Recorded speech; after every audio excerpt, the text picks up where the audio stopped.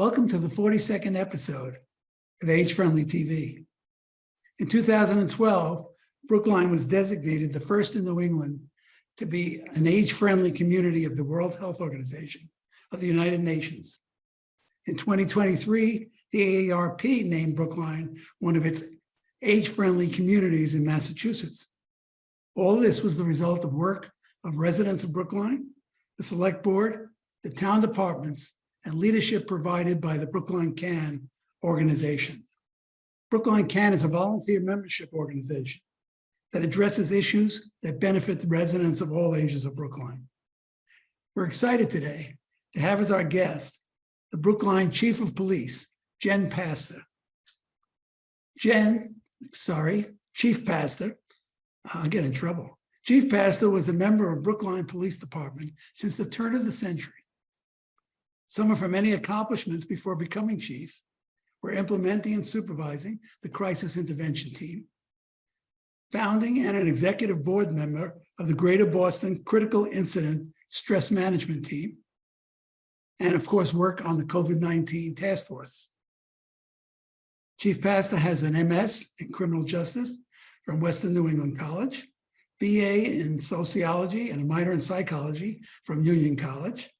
And she's working now towards the Master of Social Work in the Boston College School of Social Work. She's committed, she said, to Social Work Code of Ethics. A key feature of that code is dual focus on both the individual well-being in a social context and also the well-being of society. She has stated a vision before for the department to be both law enforcement and partners in public safety. Chief Pastor grew up in Brookline, graduating from Brookline High School in 1984. Hey. Welcome, Chief. So let's start off with what your job is, because I must say that I've talked to chiefs of police in other places, but over the years, and everybody seems to have a different view of what they do. I guess it may depend on the town or the city, but it also depends on the people. So from your point of view, what is your role? A few things to correct here. You will not get in trouble for calling me Jen. Okay. You almost got in trouble for pointing out that I started this job at the turn of the century, because that seems like hundreds of years ago, but then I realized you were right. But Yeah, it was 1994 that I graduated from Brookline High School. So 90. Oh, you're much. I don't need the extra 10 years. Why did I do that? Okay, sorry. We're not getting off on the right foot. So the role of the Brookline, there's different kinds of things. To the town, what's your role as far as the town? What's your role as far as everything else? As far as, I've seen police and fire together a lot. Yeah. So I'd sure like to understand how that works. And anything else, public health, whatever. Sure. So my job here in the police department, obviously I'm the chief, and I was appointed permanent chief in April of last year. So far, so good. And basically what that means is that I'm overall just responsible for everything that happens, with regard to the police department in this town. And of course, I partner with Chief Sullivan and the fire department to make sure that all aspects of public safety are covered. The chief and I sit together on the emergency management team, which incorporates other town departments, to include the Council on Aging, Brookline Housing Authority, DPW, Health Department. And so through that work, we make sure that there's always collaboration happening across all town agencies. I didn't know that, by the way. Oh, yeah. And if I want his attention, I just stomp on the floor. He's directly below me here in the building, in the public safety building. So the police department itself, on a day-to-day basis, what are kinds of responsibilities in our town? Sure. So our department, if we're fully staffed, we have 134 sworn law enforcement officers. We are short-staffed right now. We are actually when we have 4 We have 4 new applicants that'll start hopefully, knock wood, in early October. We'll be about 22 short at that point. We're currently 26 short. Yeah, it's a crisis, and it's not one that's unique to Brookline. You know, that's important to point out, but part of my job is recruiting and retaining intelligent, motivated, dedicated police officers. And that's something that, you know, that's ongoing. Great. There is Put out a things are call trending right in the now. right direction. Yeah, Put out a no, call we're right now to down. anybody interested. Yes. Yeah. So we have we should have 134 officers, and the way that our department operates is by division. We are divided into 4 sectors. We have the patrol division, that's the biggest division, and that's really, you know, the group that most members of our community will be familiar with. When you call 911, you're likely to get somebody from the patrol division. They're the uniformed officers assigned to an area of town by geography. And they are sort of Jacks and Jills of all trades. They're equipped to handle anything.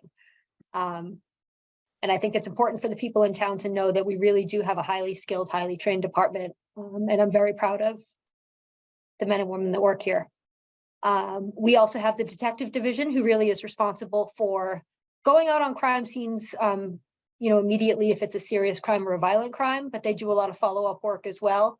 Typically a 911 call or a call for a crime in progress will be handled by the patrol division, and then referred out to the detectives, either for crime scene processing or any follow-up that needs to happen. We have the traffic division, which is somewhat self-explanatory.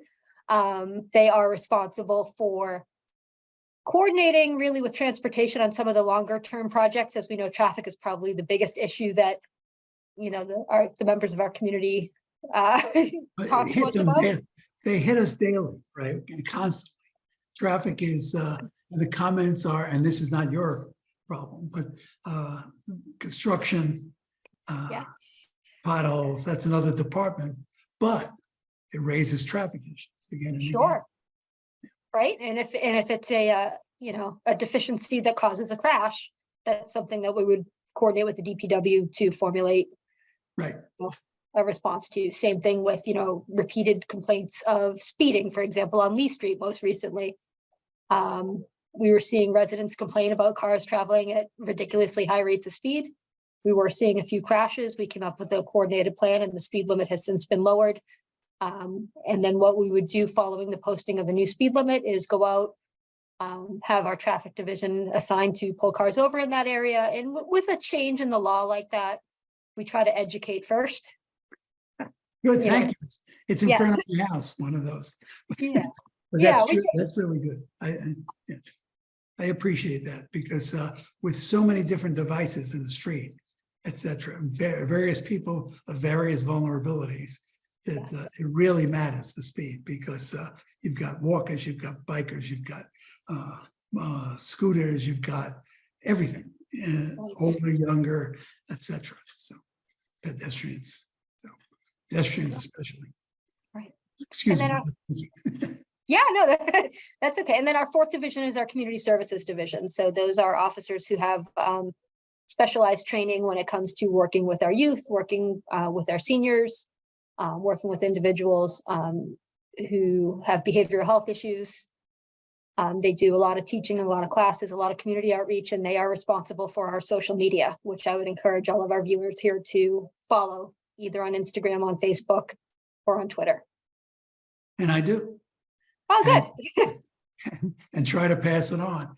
I'm also the social media person for Brookline Can. Oh, okay. So that's. So we're sharing a lot of each other's. Oh, yeah, absolutely. And it's really informative and really helpful.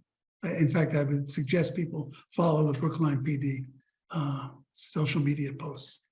So, because it's really, they're really informative, and they really, and you know, there's so little news in our town that it's really a pleasure to see things come out from the various departments, especially police, because of the authority, you know, the position.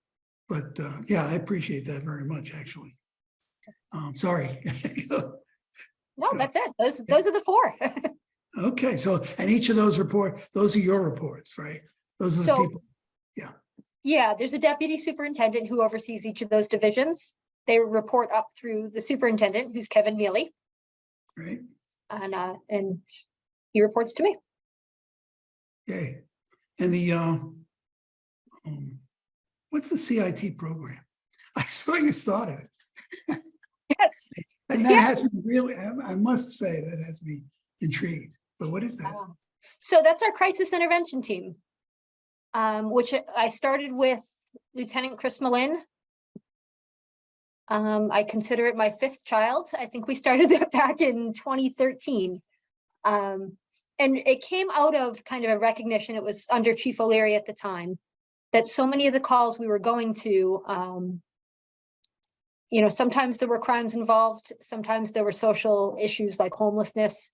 And really what was underlying all of the, the reasons we were being called was untreated or mismanaged mental health issues. We also recognized, coming out of when I first started, as you mentioned, at the turn of the century. I'm not going to live that down. No, you are not. True as it may be. When I started back in 2000, we were kind of coming out of the war on drugs. We were, as police officers, responding to individuals who were habitual drug users, making arrests and what were considered good arrests at the time, for things like used needles. If there was a small amount of heroin left in a needle, that was an arrestable offense. We, if somebody had a pipe with a small amount of crack left in it, that was an arrestable offense. And for us, we were seeing it as a way to get people off the streets, and, obviously drugs are bad, but it wasn't solving the problem, right? Like, people are going to continue to use drugs. Somebody gets arrested, they're back out the next day, and we haven't really done any good, other than give somebody a criminal record. It's going to make it harder for them to get a job. Everything that we know now follows from that. So we wanted to take kind of a more global look at the issues that we were facing in our community and see how we could be more helpful. Obviously, we want to hold people responsible for bad behavior and bad choices. But if there's something, underlying mental health needs specifically, or other issues that we could address that would prevent crime, I think that makes a lot more sense. Right. So what we kind of followed what our friends in Taunton were doing. We give them all the credit for helping us to get started. And there's a little bit of a hub and spoke approach to it, where we called in our partners from the health department, for Brookline Community Mental Health, the Council on Aging, Housing Authority. And we just started meeting regularly to figure out, if somebody was on our radar, is it somebody they were also trying to assist, or, calling and not getting calls back from, and things like that. So we could work collaboratively as a team to try to address the actual issues. And Is that, how does that impact, or does it in any way, older adults, perhaps alone, or perhaps, is that something that you also get involved with? Is that, yeah, it's a different kind of crisis. So I'm not sure whether that fits into that, but. it absolutely could. Okay. Sure. And one of the things that we might look at if we respond to typically a medical call, right? For somebody who fits the criteria of Council on Aging, we respond to a call. Our officers are there. Typically we respond to a medical with fire and with EMS, and now it's coastal. And we're all trained to do different things. So coastal is obviously the lead when it comes to medical care. Our firefighters are also very highly trained, at a minimum as EMTs, if not higher.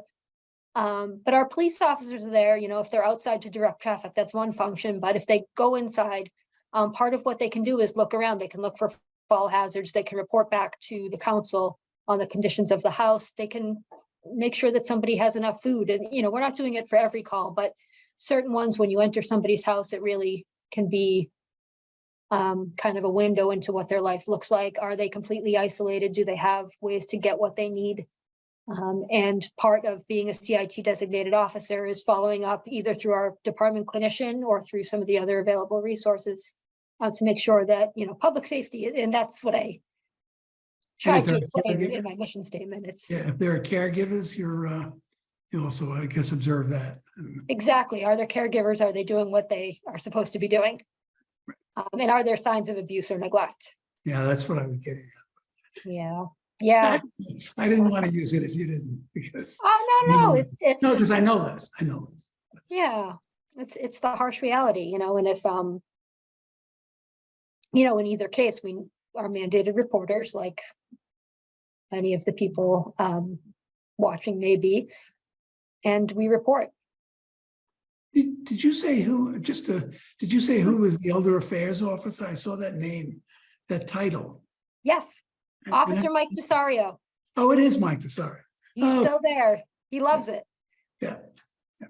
We actually had him on this show with the a chief many years ago. Yeah. When he first started, I think, actually.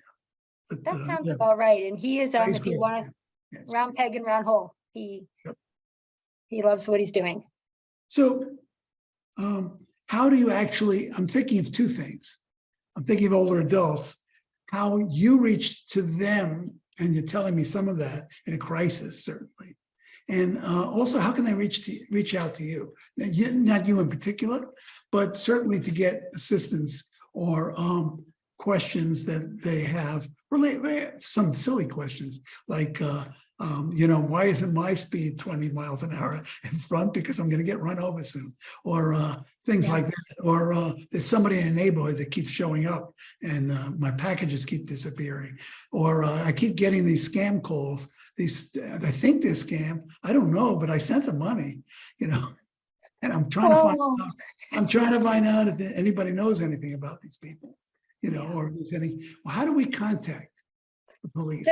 the best way, obviously, if it's not a life or death emergency, is to call the main line. And I'll demystify that a little bit. It's the same people that answer the phone, whether you call 911 or whether you call 617-730-2222. It's the same Oh, person. You know, but on the business line, you know, that there's a little bit more space there to, you know, fully explain a problem if it's a little bit more complicated, something like a fraud case. Right. You know, something that 911 is really, you know, I have 10 seconds or less to get my emergency out. Right, Come yeah, right that's now. fine. I understand the 911 Yeah. contact. That one's clear. But But there's a that's the lot of best things way. today, a lot of things today that are all different types. They may still be sort of an emergency because, gee, this person said they're coming over. And Oh, they're supposed to be painters, but I don't know now. I'm very confused. yeah. as to So why they said they're coming over suddenly. You know, things like, I can make up a lot of stories. but that probably happened. Partly is because I'm on social media and I see all the scams that Yeah. are there. You know, I do see a lot, and they can be terrible. I mean, some of them really, really can be, and they get, you know, more and more subtle. Mhm. And so, but if people suspect things and want help with, is this real? Am I in danger? Is this something I should be doing, or can I get more information? They would call the Always main call. line, Yeah. call the main line and tell them what it is. Okay, that's Oh, good. it is. Yeah. Well, I mean, you can always come here, and there's always a police officer at the front desk too, but Right. we'll come to you. Now that I've seen. Yeah. We'll come to you, and we'd rather know. We would rather spend the time with somebody in the community, be able to tell them at the end it's nothing to worry about, Right. than not get the call and have something bad happen. Yeah, absolutely. So how do you relate to the emergency? What is it? Sophie Gordon from one group, and there's a group that, and they deal with people either that are alone or that need help. And how do the police relate to that? We hear from them, and maybe I just missed it because I wasn't at some of their presentations, but I'm not sure of the relationships across the board. Can you? Yes. So obviously you should take it as a good sign that I know exactly who Sophie is and what you're referring to. I believe it's an offshoot of the CERT program, the I believe that. preparedness buddies. Yes, correct. Yeah. So that's under the emergency management team that I mentioned a little bit earlier. That's really the collaboration of town departments including the fire chief, the DPW, the health department. But Sophie and Cheryl Snyder work out of the Right. fire chief's office. And they oversee the Medical Reserve Corps. They oversee some aspects of the CERT program. In our CERT program, CERT, it's actually a good time to go online and learn about that because we have an upcoming class. If we have any viewers that would like to get involved and take the CERT course, it's a 10-week course.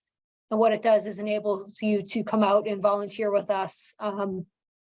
We have kind of scheduled call outs, things like the marathon where we know we're going to need help. And it's not limited in age, right? That could be older. No, I would think. we need people to fill all sorts of roles. I can't think of any condition that would really limit somebody from participating. That's what I thought. Yeah. So yeah, I think we do want to encourage people to be involved in that. Thank you. Yeah. And if you forget, then just go on our any of our social media sites and you can link. You actually want Officer Mike DeSario is the Elder Affairs Officer, but Sergeant Rob DeSario, who does a lot of our videos, No he relation. also oversees.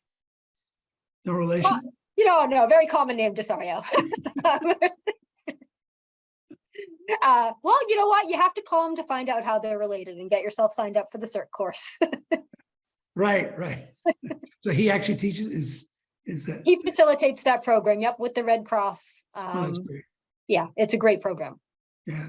Oh, I've over the years, only good things about that program. Good. But it's gone. I do know it's gone up and down for resources and people volunteers.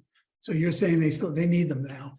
We always need them, and sometimes they'll come out and help us. For example, if there's a building that needs to be evacuated in the middle of the night and we're looking for resources, places to house people, and supply basic needs, we called them out, and we're very thankful to have such a robust program in the 2013 marathon.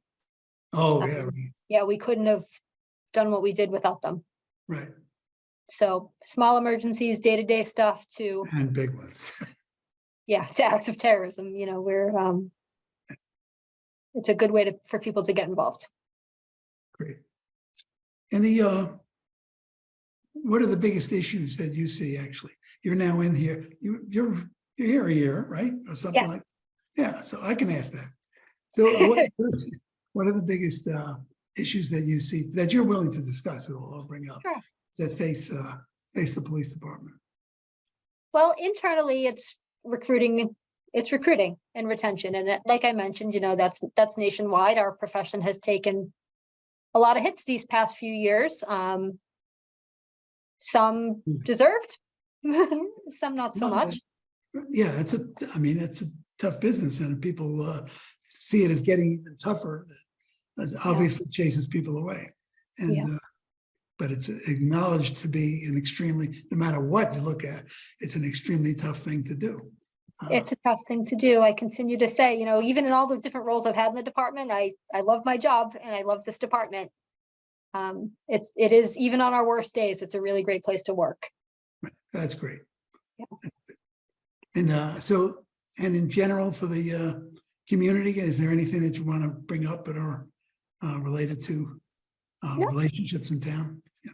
I mean, I do think that, again, that, we're kind of coming out of a dark couple of years, but I think things are trending in the right direction. And I want our community to feel like we're their police department, and, we want to rebuild any trust that people might feel, was removed during those dark years. I hope it wasn't, I hope we're not so far gone that we can't build that back. I hope people can see what I see in our department, in terms of the quality of the employees that we have here and the quality of the work that they do every day. And we're here for them. Don't be afraid to call us. Yeah, that's, I think, contact and communication, which we so lost during the pandemic years. Yeah.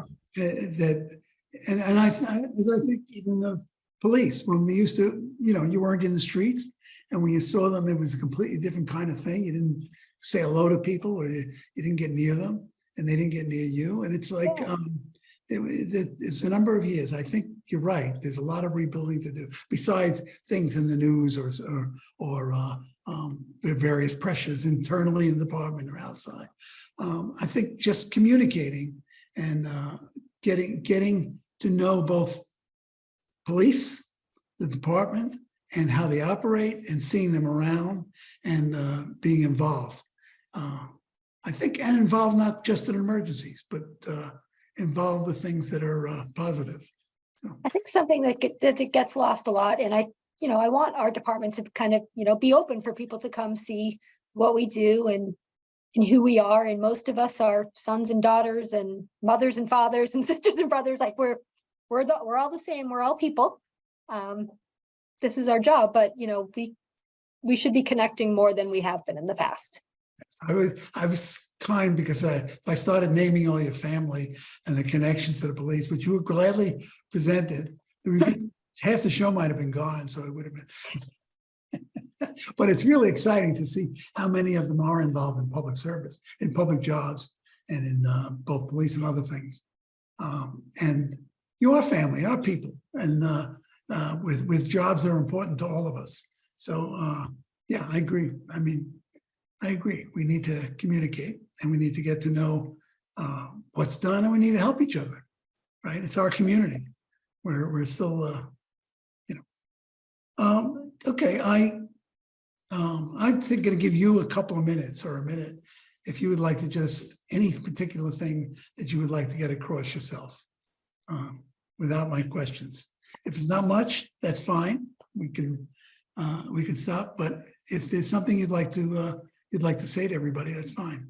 Yeah, I think the only thing I would like to say is that I've been here since the turn of the century, 24 years, and in the past, our department has offered all kinds of programming. We continue to offer things like the Citizens Academy, self-defense courses, drug education courses for parents, things like that.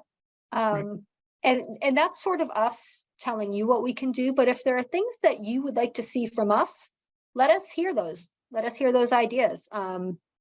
There's a wealth of experience and knowledge here in the department. And we can, work with community groups to design programs that, can be mutually beneficial. We want to know, for example, when we go out to the houses of worship, that's another example of some of the program we would do to talk about safety and security in our houses of worship. I really appreciate that. Yeah. As that happened, there was an incident here, the Oaks Call, etc. And yeah.